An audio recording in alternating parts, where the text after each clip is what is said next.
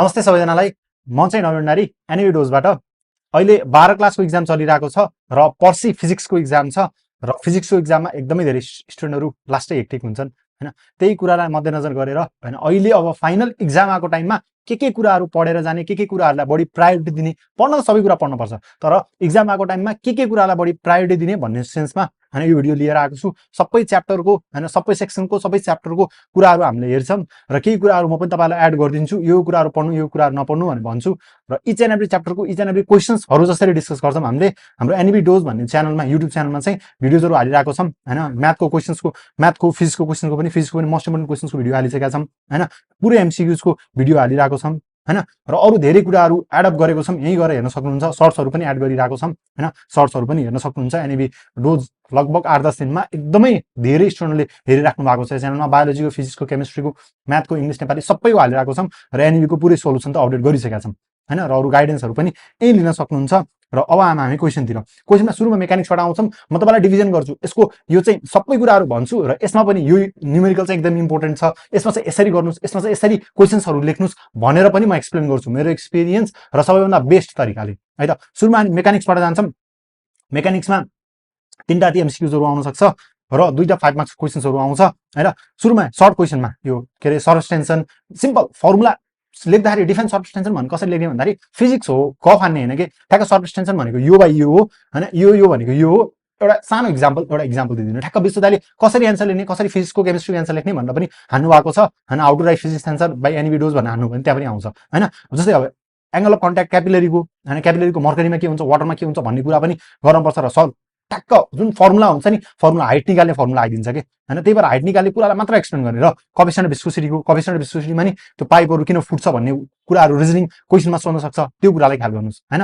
र position formula छ यसको एप्लिकेसन हुन्छ एप्लिकेसन त्यो घरहरु उड्ने यताउता उड्नेहरु गर्छौं हामीले र स्ट्रोक्स फर्मुला त डिराइभ गर्ने सोध्न सक्छ हो बर्नौलिज थ्योरममा बर्नौलिज इक्वेसनमा केमा बेस्ट भएको हुन्छ के कन्जर्भ भएको हुन्छ भन्ने कुरा पनि सोध्न सक्छ र यो सर्ट क्वेशन्सको कुराहरु पनि सोध्छ यी ओल्ड इज गोल्डमा पनि अवेलेबल छन् हामीले पनि हाम्रो भिडियोजमा तपाईलाई भिडियो भनिन्छ के यी वान शटका भिडियोजहरु हेर्न सक्नुहुन्छ यी वान शटका भिडियोजहरुमा राख्दिएको छ म्याथको आज एक्जाम थियो होला धेरै भाइ बहिनीको हैन यहीबाट सल्युसन हेर्न सक्नुहुन्छ यहीबाट सबै कुरा हेर्न सक्नुहुन्छ र मैले भन्छ कि म्याथको इम्पोर्टेन्ट क्वेशन्सहरु यही अपडेट गरिदिएको छौं फ्रीमा युट्युबमा त्यहीबाट पनि हेर्नु होला मज्जाले हैन म्याथको अरु हैन moment of inertia radius of gyration मैले पनि पढाएको छु युट्युबमा हेर्नु भयो भने बाइ ट्रान्सफर हान्नु भयो भनेपछि त्यही भेट्नुहुन्छ तपाईले हैन र अर्को भनेको युनिफर्म रड एट सेन्टर कति हुन्छ एमएल स्क्वायर बाइ 12 हुन्छ यसलाई डिराइभ गर्ने हैन र त्यो यो कुर्सी हुन्छ कुर्सीमा यसरी घुम्दाखेरि हात फैलाउँदाखेरि हात भित्र ल्याउँदाखेरि के हुन्छ भन्ने कुराहरु यी कुराहरु रिजनिङ क्वेशनमा सोध्छ र गफ नआउनु लागि गफ नआउनु ठ्याक्क एंगल मोमेन्टम कन्जर्भ हुन्छ र यो हुन्छ w को भ्यालु के रे r को भ्यालु बढ्छ w को भ्यालु घट्छ ठ्याक्कै देखाइदिने हो त्यही भएर स्पिड घट्छ भनेर देखाउनु लामो गफ हान्नै पर्दैन हैन यहाँ देखेको छ ब्यालेट आन्सरको कुरा गरेको छ कन्जर्भेसन अफ एंगुलर मोमेन्टम र यसको म अझ स्योर नै भन्छु यसबाट रिजनिङ वाइ क्वेशन लगभग स्योर नै आउँछ हैन यो कुरालाई ख्याल गर्नुला एसएसएम मा एनर्जी र एमसीक्यू मा काइनेटिक एनर्जी पोटेन्शियल एनर्जी र टोटल एनर्जी भेलोसिटी स्पिड कहाँ म्याक्सिमम हुन्छ एक्सट्रिममा म्याक्सिमम हुन्छ कि मिनमा म्याक्सिमम हुन्छ भन्ने कुरा एकदमै इम्पोर्टेन्ट छ यो कुरालाई ख्याल गर्नु होला है त एकदमै बेसिक कन्सेप्ट छ मैले भनिसके त एमसीक्यू मा झुकिनुहुन्छ भने चाहिँ जस्ट यो फिजिक्स एन्ड इक्वेसन 1 घण्टा राखेको भिडियो यति हेर्दिनुस् हैन एमसीक्यू क्लियर हुन्छ तपाईको पुरै च्याप्टरको पुरै फिजिक्सको 12 क्लासको हैन time period equal to 2π√l/g हैन अब अर्थबाट माथि जाँदाखेरि के हुन्छ मुनमा जाँदाखेरि के हुन्छ टाइम पिरियड के हुन्छ टेम्परेचर बढाउँदाखेरि के हुन्छ भन्ने कुराहरु सोध्न सक्छ यहाँबाट हैन अब अर्को भनेको हिट इन्जिनमा इफिकेसी निकाल्ने त एकदमै इम्पोर्टेन्ट छ इफिकेसीमा दुईटा कुरा थाहा हुनु पर्यो टेम्परेचरलाई केल्भिनमा कन्भर्ट गर्न पर्यो र वर्क डन निकालेको छ भने q1/q2 गर्नु पर्यो efficacy is equal to 1 - t1/t2 र efficacy is equal to 1 - q1/q2 हुन्छ सेम हुन्छ हैन t1 र t2 र कस्तो त्यो उ भने जस्तो लाग्यो होला एक्जामको टाइम आएर हैन सबै कुरा पहिले यसमै एक भिडियोमा कभर गर्न सकिन सबै कुराहरु यही भिडियोमा भन्न सकिन हैन कुनै स्पेसिफिक कुराको सल्युसन चाहिन्छ भन्नु होला सबैको सल्युसन त एक्जामको अघिल्लो दिन तपाईले पनि हेर्न भ्याउँदैन र हामीले पनि गर्न भ्याउँदैनौं हैन n is equal to 1 - t1/t2 हुन्छ र अर्को कम्पेयर गर्दाखेरि n is equal to 1 - q1/q2 हुन्छ योबाट t1 र t2 र q1/q2 लाई सरी यहाँ के छ हैन t1/t2 र q1/q2 लाई कम्पेयर गर्न सकिन्छ यसमध्ये कुनै तीनटा कुरा दिएको हुन्छ अनि पावर निकाल भनेर भन्छ पावर भनेको q1/q2 निकाल्ने हो हैन यसमा इफिकेसी सोध्यो भने के गर्ने n यता लेखिदिन्छु n is equal to 1 - t1/t2 गर्ने यसमा मेन कुरा ख्याल गर्न पर्ने भनेको टेम्परेचर के हुनु पर्यो भाइ पनि केल्भिनमा हुनु पर्यो डिग्री सेल्सियसमा दिएको हुन्छ डिग्री सेल्सियसलाई केल्भिनमा कसरी चेन्ज गर्न पर्यो +270 जोडिने सकियो त के प्रब्लम छैन नि त +270 जोडिदिएपछि केल्भिनमा चेन्ज हुन्छ ठीक छ हो। अनि त्यसपछि ल म अलिक सुस्तरी गइदिन्छु हैन, जुन जुन कुराहरू गर्न पर्ने भन्न पर्ने कुराहरू छन् ती कुराहरू भनिदिन्छु हो। अनि त्यसपछि adiabatic process, isochoric process, isothermal प्रोसेसमा अब एमसिक्युजहरुमा सबैभन्दा बढी वर्क डन केमा हुन्छ भनेर सोध्न सक्यो हैन, र रिलेसन्सहरू हुन्छन् यिनीहरूको पनि, त्यो रिलेसन्सहरू जुन डायग्रामहरू हुन्छन् तिनीहरू सोध्न सक्यो, र first law of thermodynamics, second law of thermodynamics state गर भनेर सोध्छ हैन, स्टेट गर भनेर सोध्छ हैन, र न्युमेरिकल इनर्जी कन्जर्भेसन न्युमेरिकलहरू हुन्छन् तिनीहरू राख्नुपर्छ।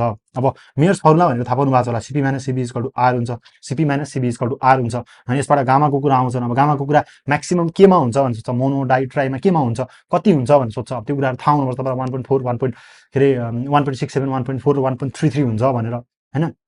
अब गामाको भ्यालु एफसँग कसरी रिलेटेड हुन्छ भनेर पनि सोध्छ हो।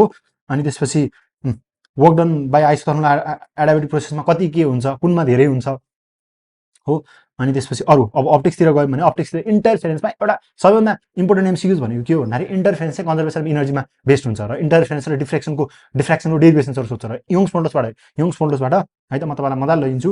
Youngs modulus equal to lambda D by ठुलो डी हुन्छ हैन। अब यसमा यी कुराहरू चेन्ज गरिदिन्छ के, अनि यी कुराहरू चेन्ज गरिदिन्छ, ल्याम्डा चेन्ज गरिदिन्छ, ल्याम्डा भनेको लाइटको रेजहरू चेन्ज गरिदिन्छ हैन। ब्लू छ ग्रीन राखेपछि के हुन्छ भनेर भन्छ। अनि डिस्टेन्स छ, दुईटा स्लिट बिचको डिस्टेन्स, सानो डिस्टेन्स छ, दुईटा स्लिट पल बिचको डिस्टेन्स घटायो भने यङ्स मोडुलसको के हुन्छ भनेर सोध्छ हैन। स्लिट र स्क्रिनको बिचमा डिस्टेन्स बढायो भने घटायो भने के हुन्छ भनेर सोध्छ। यतिकै थाहा पाउनुहुन्छ नि त हैन।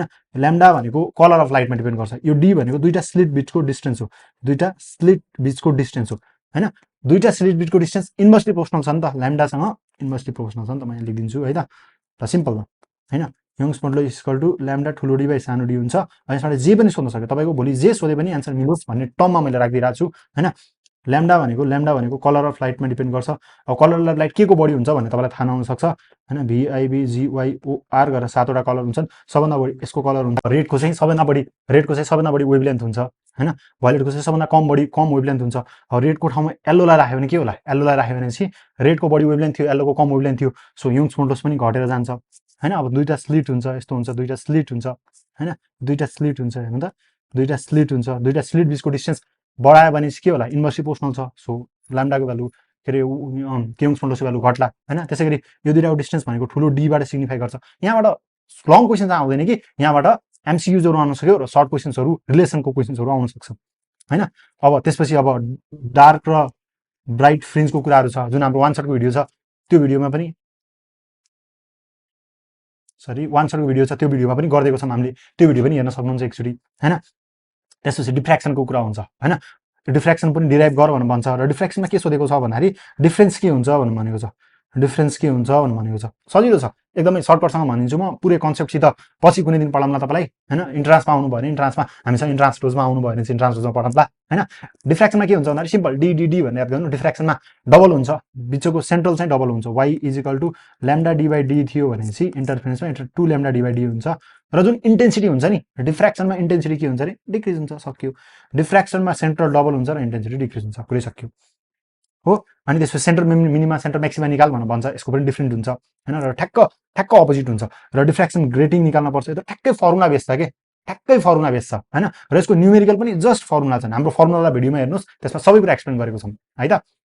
अर्को एउटा कुरा भयो हैन, र ब्रिस्टर ल त एकदमै इम्पोर्टेन्ट हो, यहाँबाट डेरिभेसन सोध्छ, पोलराइजिङ एंगलको कुरा हुन्छ, ब्रिस्टर्स लको कुरा हुन्छ हैन। म्यु इक्वल टु 10 IP यति हो के फर्मुला, 10 IP। यसलाई तपाईँले डिराइभ गर्नुपर्छ हैन, यसलाई तपाईँले डेरिभेसन गरेर मजाले डिराइभ गर्नुपर्छ हैन। यो डेरिभेसन पुरै यो के अरे डायग्राम बनाएर पोलराइजिङ एंगल बनाएर डिराइभ गर्नुपर्छ, अहिले डिराइभ गर्न त मलाई लाग्दैन हैन। तैपनि तपाईँलाई डेरिभेसन चाहियो, सबै क्वेसनको डेरिभेसन त अभियसली गर्न सकिँदैन, मोस्ट इम्पोर्टेन्ट क्वेसनको डेरिभेसन चाहियो भने चाहिँ वान सर्ट भिडियोमा पनि राखिदिएको छौँ, त्यहाँबाट पनि हेर्न सक्नुहुन्छ र मोडल क्वेसनको भिडियो पनि बनाउँदैछौँ हामीले है त। जस्ट फर्मुला वाइजमा याद गर्नु, म्यु इक्वल टु 10 IP हुन्छ, म्युको भ्यालु निकाल भन्नु भन्छ अथवा आइपीको भ्यालु निकाल भन्नु भन्छ हैन। त्यतिखेर के हुन्छ, 10 इन्भर्स म्यु हुन्छ, सकिएको कुरै हैन, एकदमै सिम्पल हुन्छ के है त। र त्यसपछि हामी वेब अप्टिक्समा हामी डपलर इफेक्ट त एकदमै सजिलो छ अनि हामीले कतिले के अरे उ हुन्छ नि हाम्रो जुन साउन्डको फ्रिक्वेन्सी हुन्छ त्यो चेन्ज भइरहेको छ भन्ने हुन्छ। हामीले सधैँ एउटै फर्मुला मात्र पढ्थे, f equal to velocity plus minus velocity of object upon velocity plus minus velocity of source into original frequency. अब यसमा सिम्पल कुरा छ, तपाईँले फ्रिक्वेन्सी बढाउने कि घटाउने मात्र हेर्नुपर्छ। एउटा एम्बुलेन्स तपाईँतिर आइरहेको छ भने फ्रिक्वेन्सी बढ्छ, किनभने जति एम्बुलेन्स नजिक आयो त्यतिकै कुई कुई कुई कुई आवाज हुन्छ नि, त्यो आवाज बढ्दै जान्छ नि त हैन। तपाईँसम्म पुग्यो भनेपछि अब एम्बुलेन्स तपाईँसम्म पुग्यो भनेपछि तपाईँले फ्रिक्वेन्सी बढाउनु छ। फ्रिक्वेन्सी बढाउनु छ भने सिम्पल छ, फ्रिक्वेन्सी बढाउनु छ भने माथिकोलाई प्लस गर्छु, तलकोलाई माइनस गर्छु, किनभने कुनै कुरा बढाउनु छ भने डाइरेक्टली प्रोपोर्सनल कुरा प्लस हुनु पर्यो, इन्भर्सली प्रोपोर्सनल कुरा के हुनु पर्यो, माइनस हुनु पर्यो। सिम्पल छ कुरा। आयो तपाईँसँग पुग्यो एम्बुलेन्स, तपाईँ यतिकै बसिराख्नु भएको छ, तपाईँभन्दा उता गयो। अब उता गयो भनेपछि फ्रिक्वेन्सी के हुन्छ, घट्दै जान्छ नि त। फ्रिक्वेन्सी घट्दै जान्छ भनेपछि अब यो एपरेन्ट फ्रिक्वेन्सी के हुनु पर्यो, यो एपरेन्ट फ्रिक्वेन्सी के हुनु पर्यो, घट्न पर्यो। घट्नलाई के गर्नुपर्छ भने माथि गर्न माइनस गर्नुपर्छ, तल प्लस गर्नुपर्छ, सकियो कुरै हैन। म अब्जर्भर हो, म त यतिकै रेस्टमा छु, मेरो जिरो हुन्छ। सोर्स भनेको एम्बुलेन्स आइरहेको छ, उसको भेलोसिटी राख्नु पर्यो। भेलोसिटी अफ साउन्ड हुन्छ, दिएको हुन्छ 330 42 33 युज गर्दा हुन्छ, क्यालकुलेट हुन्छ तपाईँसँग, नत्र क्वेसनमा जति दिएको हुन्छ त्यति युज गर्ने। त्यति गर्दा बित्तिकै तपाईँको डप्लर इफेक्टको क्वेसन्स र भ्यालुहरू सबै कुरा यहीँबाट आउँछ र यति नै हो तपाईँले जान्ने पनि हैन। र यसमा पनि वेबको सबै न्युमेरिकलहरू वान सटमा हाम्रो युट्युब च्यानलमा गराउनु भएको छ राजदाले, त्यहीँ गएर मजाले हेर्न सक्नुहुन्छ। यहीँ गएर सबै फिजिक्सको भिडियोजहरू हेर्न सक्नुहुन्छ हैन। राजदाले पनि गराउनु भएको छ हो, यहीँ छन् भिडियोजहरू, अर्ग्यानिकको, इनअर्ग्यानिकको, फिजिक्सको, फिजिकल केमिस्ट्रीको, यहीँबाट मजाले हेर्नु होला है त। अनि त्यसपछि डप्लर इफेक्ट न्युमेरिकलै भइसक्यो कि मैले हैन, यति नै हो हैन। अब इन्टेन्सिटी, लाउडनेस, पिच केमा डिपेन्ड गर्छ, फ्रिक्वेन्सीमा डिपेन्ड गर्छ, यी कुराहरू सोध्छ। लाउडनेस एम्प्लिट्युडमा डिपेन्ड गर्छ हैन। अनि क्वालिटी ओभरटोनमा डिपेन्ड गर्छ। भोलि एमसिक्यूजमा आउन सक्छ है, लेख्नु कपीमा नलेखेसम्म त्यतिकै याद त हुँदैन के हो। अनि एन्ड करेक्सन अफ अ पाइपमा सोध्न सक्यो हैन, ओपन पाइपमा, क्लोज पाइपमा कुन चाहिँमा सुमधुर आवाज हुन्छ भनेर सोध्न सक्छ कहिलेकाहीँ हो। ल्याप्लेस करेक्सन त कति इम्पोर्टेन्ट छ, अनि ल्याप्लेस करेक्सन कुन कन्डिसनमा हुन्छ भने एमसिक्यूमा सोध्न सक्यो। एडाबेटिक कन्डिसनमा हुन्छ। पहिला न्युटन दाइले दिनुभएको थियो, 280 निकाल्नु भएको थियो, गामा लगाइदिनु भयो ल्याप्लेस दाइले आएर, के गर्नुभयो 332 333 ल्याइदिनु भयो हैन। त्यो कुराहरू छन् के हैन, ती कुराहरू छन्। ती कुराहरूको डेरिभेसन, यसको डेरिभेसन पनि प्लिज एकचोटि हेर्नुहोस् हो। अनि यसपछि आयौँ हामी इलेक्ट्रिसिटी म्यानेजमेन्टमा के अरे पिक र आरएमएसको भ्यालु एकदमै इम्पोर्टेन्ट छ हो। यो कुराबाट ऊ आउन सक्छ, के अरे डेरिभेसन आउन सक्छ, यो कुराबाट डेरिभेसन हेर्नुहोस्। र त्यसपछि जुन हुन्छ नि, जुन हाम्रो एलसीआर सर्किट हुन्छ नि, एलसीआर सर्किटलाई जसरी पनि सोध्न सक्यो। मलाई एकदमै सजिलो लाग्थ्यो एलसीआर सर्किट हैन, लास्टै सजिलो लाग्थ्यो। र एलसीआर सर्किटबाट जे पनि सोध्न सक्छ हैन, जुन कुरा दिएर पनि सोध्न सक्छ, जुन कुरालाई रिमुभ गरेर पनि सोध्न सक्छ हो। अनि त्यसपछि न्युमेरिकल रिलेटेड टु के अरे फोर्स अन मुभिङ चार्ज हैन, एउटा फोर्स अन कन्डक्टर सोध्न सक्यो। अनि बायोस्टेप ल त कति इम्पोर्टेन्ट छ हैन, एकदमै इम्पोर्टेन्ट छ, लास्टै इम्पोर्टेन्ट छ। के लेखौँ यहाँ, लास्टै इम्पोर्टेन्ट छ यो त हो। अनि त्यसपछि यो हेर्नुहोस्, यो एम्पियर सर्किट ल हैन, यिनीहरू त लगभग स्योरै क्वेसन हुन् कि। यस्तो हो कि त बायोस्टेप ल आउँछ कि त एम्पियर सर्किट ल आउँछ, त्यसरी जान्थ्यौँ कि हामी हैन। पढ्न त दुईटै पढ्नुपर्छ हैन। लेन्स ल कन्जर्भेसन अफ इनर्जीमा बेस्ड हुन्छ हो, कन्जर्भेसन अफ इनर्जीमा बेस्ड हुन्छ, इनर्जीको कन्जर्भेसनमा बेस्ड हुन्छ, एमसिक्यूमा सोध्न सक्छ है भोलि हैन।